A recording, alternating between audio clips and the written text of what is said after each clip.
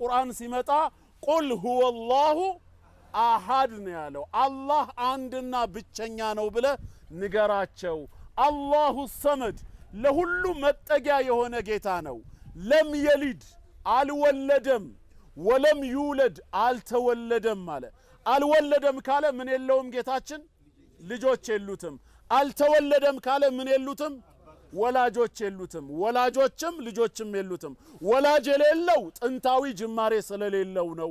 ልጆች የሌሉት ተከታይ ስለሌለው ነው። ወላጅ አለው ካልን ወላጁ ቢያንስ በእድሜ ይቀድመዋል። ስለዚህ ኢየሱስ የእግዚአብሔር ልጅ ነው ካሉን እግዚአብሔር የኢየሱስ አባቱ ነው ካሉ በአባትና በልጅ መሃል መለያየት አለ የለም? አይ ግን ይሏቸዋል። በዘመን አይቀዳደሙም። ኢየሱስና እግዚአብሔር እኩል ናቸው። ግን እግዚአብሔር አባቱ ነው፣ ኢየሱስ ልጁ ነው። እኔ አቡ ሃይደር እባላለሁ። ሃይደር ልጄ ነው፣ እኔ አባቱ ነኝ። የሚገርማችሁ ግን እኔና ሃይደር በእድሜ እኩል ነን። አመናችሁ?